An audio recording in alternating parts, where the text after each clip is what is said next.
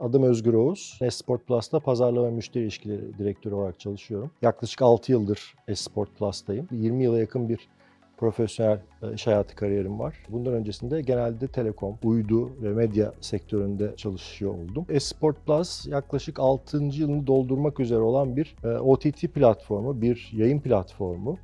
Biz temelde dünyanın önemli spor organizasyonlarını yayınlamak üzere yayın hayatımıza başladık ve kısa süre içerisinde de Türkiye'deki spor severler açısından anlamlı ve önemli bir noktaya geldiğimizi düşünüyorum. Aslında yayınladığınız organizasyonlar kadar sizin de onlar nasıl ki sporcular sahada bir performans gösteriyorlarsa siz de yayıncı olarak ya da platform olarak o yayını kullanıcılarınıza taşırken bir performans göstermek durumundasınız. Dolayısıyla da ödeme sistemleri de bu performansın aslında önemli bir sacaya.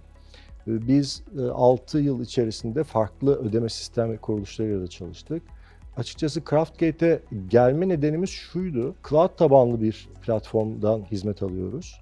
Dolayısıyla da bu platformun kendi gelişimi içerisinde ödeme sistemlerine ayrılmış belli bir yer var. Ve bu da aslında bakacak olursanız bir taraftan evet anlamlı bir şekilde bizim bazı süreçlerimizi yürütmemizi sağlıyor ama bize beklediğimiz esnekliği sağlayamıyordu. Ki yani bunun hem performans boyutu var hem de ticari boyutu var. Biz bu iki boyutunu da düşünerek dedik ki mevcuttaki bu platformumuzu ödeme servisleri entegre etmektense bir orkestrasyon yapısı içerisinde farklı kuruluşların bize sağlayabileceği hem ticari hem de performans faydalarını maksimum düzeyde nasıl kullanabiliriz, nasıl değerlendirebiliriz? Aslında böyle bir arayışımız vardı ve Craftgate'in de mevcutta sağladığı servisleri ve platformu inceledikten sonra dedik ki evet bu bizim aradığımız şey. Dolayısıyla da oradan sonra Craftgate'le temasa geçtik. Çok da uzun sürmeden zaten çalışmaya başladık. Ticari fayda olarak bakıldığında buradaki şey şu. Esneklik çok önemli. Büyüyen bir platformumuz. Bu büyüyen platform tabii ki çoğu ödeme kuruluşu için önemli bir potansiyel barındırıyor ve farklı ödeme kuruluşlarıyla da dönem dönem görüşüyoruz. Bunlar da bize kendi tekliflerini sunuyorlar. Dolayısıyla sizin bu değişken ortamda hızlı hareket edebilmeniz, kendi firmanız açısından hem performans hem de ticari koşullar anlamında en optimum seçeneği tespit edebilmeniz, o tespit ettiğiniz ortama göre deyim yerindeyse pozisyon alabilmeniz gerekiyor. Ama bir taraftan işte her görüştüğünüz firmayla bir dakika bunu entegre mi etmeliyiz, bunu da nasıl entegre edeceğiz? Yani arka planda bir altyapısal önünüzü tıkayan, ayrıca yönetilmesi gereken, ayrıca işte planlanması gereken ciddi bir süreçle bir taraftan da karşı karşıya kalıyorsunuz. Yani Craftgate ile birlikte çalışıyorken bu soru işaretleri bir anda ortadan kalkıyor. Çünkü zaten mevcutta bir entegrasyon var ve o entegrasyona bağlı çalışan ödeme kuruluşları var. Sizin orada tek yapmanız gereken performans beklentinizi ve finansal anlamdaki beklentinizi iyi planlamak ve buna göre de Craftgate üzerindeki optimum yönetimi kendi adınıza, firmanız adına gerçekleştirmek. O yüzden aslında gerçek anlamda bizim işimizi nereden bakacak olursanız belki de yarı yarıya kolaylaştırdı diyebilirim. Bizim iş modelimizde kart saklama ödeme sağlayıcı kuruluştan alınması gereken hizmetin önemli bir parçası. Müşteriler gelip paket satın aldıklarında bu paketin devamlılığı durumunda tekrardan kredi kartlarından ödeme alınması gerekiyor. Tabii ki bunun bir operasyon olarak, akış olarak sorunsuz ilerlemesi hem de güvenli bir ortamda yapılması, PCI DSS protokolleriyle kartların korunuyor olması. Bunlar bizim açımızdan olmazsa olmaz iş akışındaki bir takım unsurlar. Biz Craftgate ile çalışmadan önce kart saklama tarafında her bir ödeme kuruluşuyla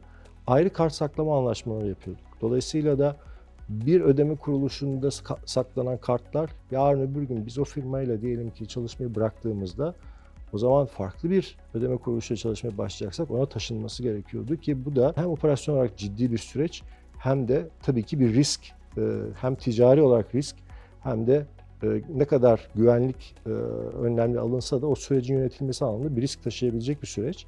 O yüzden Craftgate'de kartları saklayıp farklı ödeme kuruluşlarında bu saklanan kartların ödeme adımlarında kullanılabiliyor olması bizim gibi üyelik modeliyle çalışan bütün servis sağlayıcılar açısından bence çok büyük bir esneklik. Bu alanda çalışan firmaların özellikle yöneticilerinin ya da çalışma arkadaşlarımızın diyeyim çok iyi değerlendireceğini, anlayacağını umuyorum. Kart saklama sürecini de Craftgate çatısı altında gerçekleştirmeyi tasarladıktan sonra açıkçası burada mesela bir kart taşıma operasyonunu birlikte planlamak, bunun gerekliliklerini, güvenlik nedeniyle yerine getirilmesi gereken süreçleri birlikte konuşup, birlikte tasarlayıp hayata geçirebilmek bence çok önemli. Çünkü bir taraftan devam eden bir operasyon var. Bir taraftan bu kartlarla hizmet almaya devam eden müşteriler var. Ödemeler devam ediyor.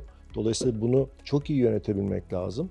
Bu zorlu bir süreci birlikte tasarlayıp, birlikte hayata geçirebilmek bence dediğim gibi yani basit bir hizmet alımından ziyade gerçek anlamda iş ortağı olmanızı, gerçek anlamda bir şeyleri birlikte başarma motivasyonu taşıyabilmenizi gerektiriyor. Esport Plus olarak biz her hafta 700 saatin üzerinde canlı yayın gerçekleştiriyoruz.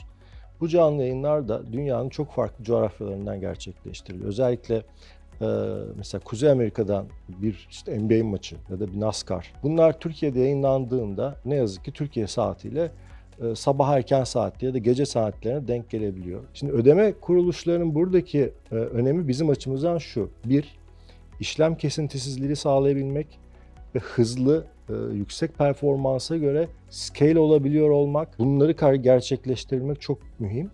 Bir diğer boyutu ise ticari olarak optimum seçenekleri firmaya yaratabilmek altyapı olarak.